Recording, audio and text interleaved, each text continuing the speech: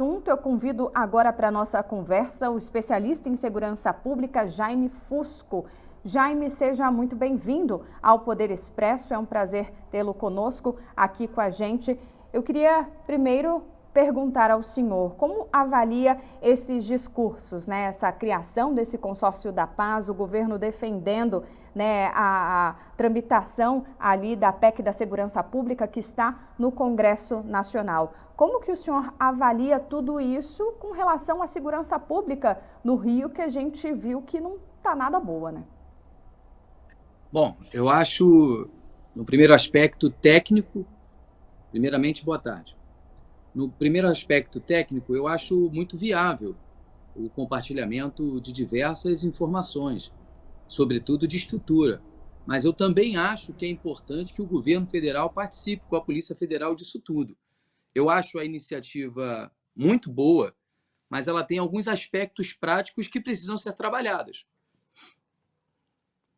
E como que o senhor avalia essa mega operação até agora? O governador do Rio fala que foi um grande sucesso, estamos vendo também governadores de direita falando desse sucesso. Como que o senhor avalia, nesse aspecto da segurança pública, essa operação? Bom, o próprio nome do consórcio já diz: a gente precisa ter justiça e paz.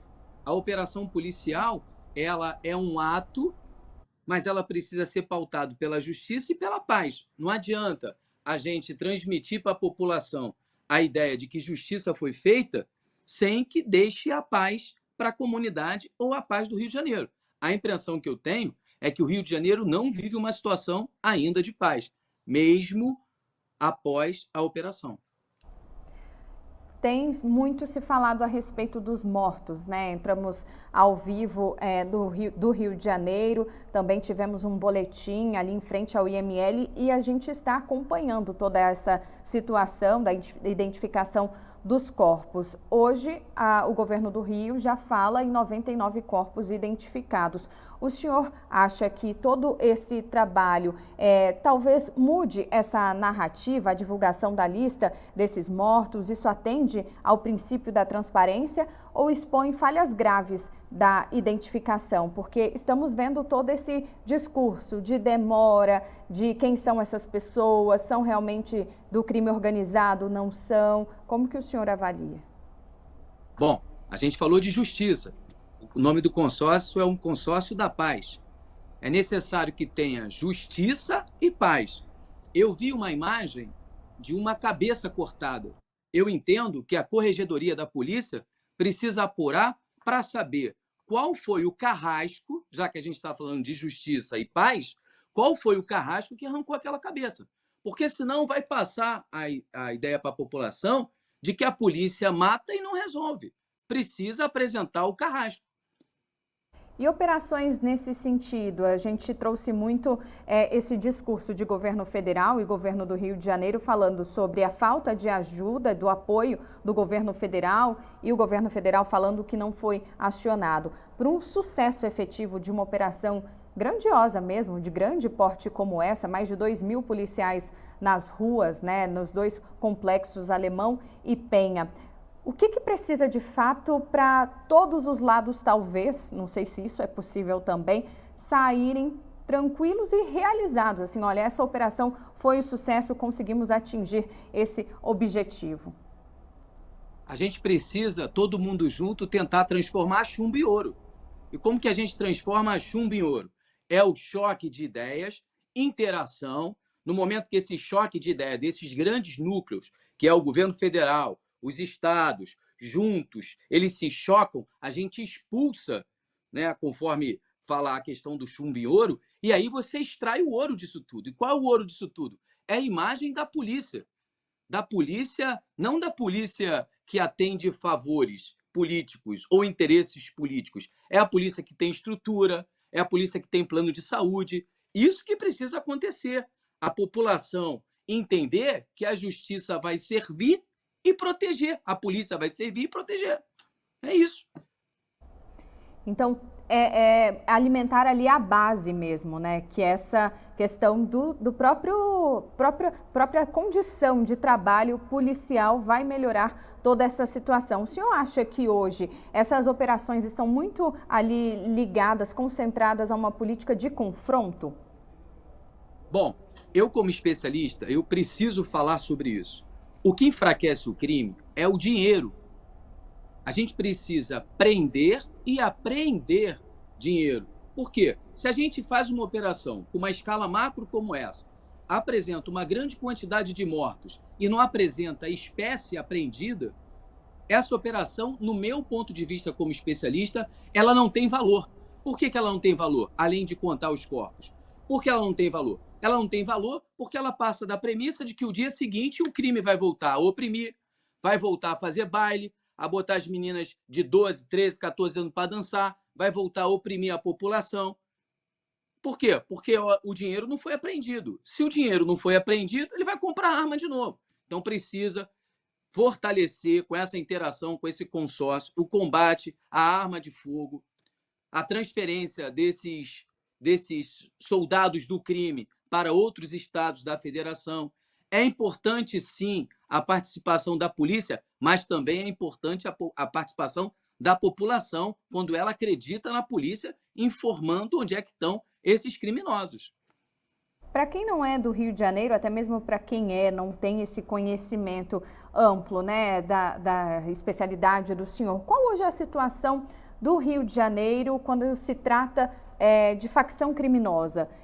A gente sabe que um polo, o Rio se tornou, né, um polo de facção, um local, né, que tem esse grande ação, tem grandes ações criminosas. Qual a situação do Rio de Janeiro na segurança pública? Bom, esse consórcio eu entendo que vai ser muito produtivo para o Rio de Janeiro, porque Goiás não tem o problema que tem o Rio de Janeiro da moral. Quando você fala de facção criminosa, eu prefiro falar do crime. O crime se generalizou no Rio de Janeiro. Se generalizou. Quando a gente fala dessas organizações criminosas, elas praticam inúmeros crimes. Antigamente, a organização criminosa ela praticava só o crime de tráfico ilícito de entorpecente e roubos avulsos. Hoje ela pratica roubo de carga, tráfico, ela oprime a população, ela faz cercamento de vias públicas, ela cobra taxas. O crime, essas organizações, ela deixou de ser aquele crime que tinha aquele glamour de ajudar a população, que falavam na década de 80, e ela passou a oprimir. Então, a situação do Rio de Janeiro é essa. O crime oprime, a polícia, para dar uma resposta, precisa agir e mata soldados do crime, a população continua se sentindo oprimida e a favela enxuga o sangue. Foi isso que aconteceu. O balanço dessa semana é esse. E na avaliação do senhor, o que pode ser feito para começar a mudar essa situação? Sabemos que não é algo prático, de hoje para amanhã, mas o que pode ser feito para tentar mudar esse cenário? Primeira coisa é a transparência. As pessoas precisam fazer perícia no local, a preservação do local onde teve a troca de tiros, a assistência às pessoas que perderam esses, ainda que sejam soldados do crime.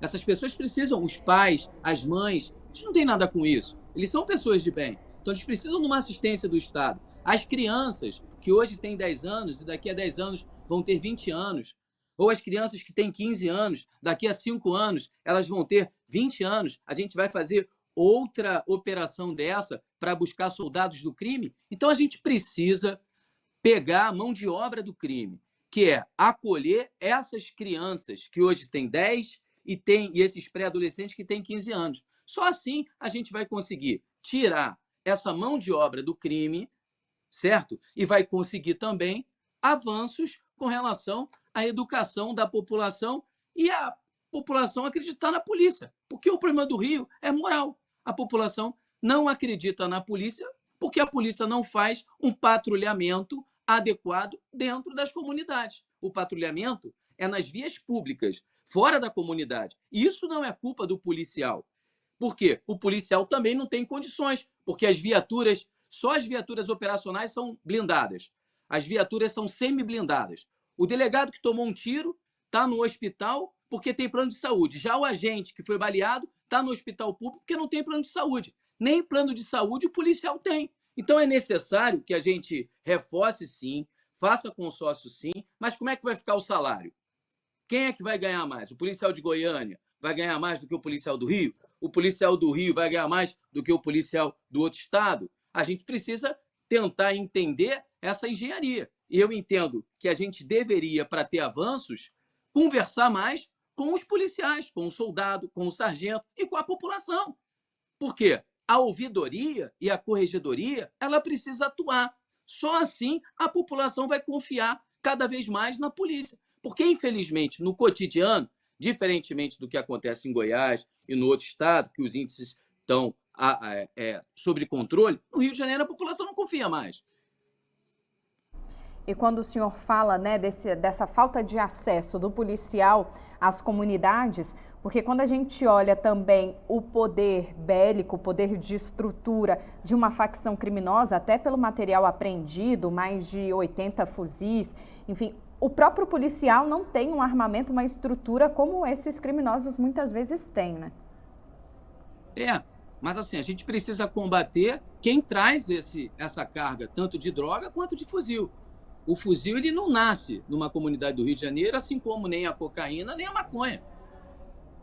Os fuzis que foram apreendidos, eles têm origem alemã, ele tem origem dos Estados Unidos, ele tem origem russa. E parece que tem alguma arma ou outra ali que tem origem, parece que é de um exército de algum país aqui da América Central. Então é necessário que a gente utilize a Polícia Federal para a gente evitar que essas cargas, tanto de arma quanto de entorpecentes, cheguem ao Rio de Janeiro. O Rio de Janeiro está no Sudeste. Sim. Jaime Fusco, especialista em segurança pública, especialista em direito penal pela Universidade de Coimbra. Muito obrigada pela participação do senhor ao vivo conosco aqui hoje no Poder Expresso com todos os esclarecimentos. Obrigada, viu? Boa tarde. Muito boa tarde. O Rio precisa de justiça e paz. É isso, deixou o recado. Obrigada, Jaime. SBT News, o maior canal de notícias do YouTube.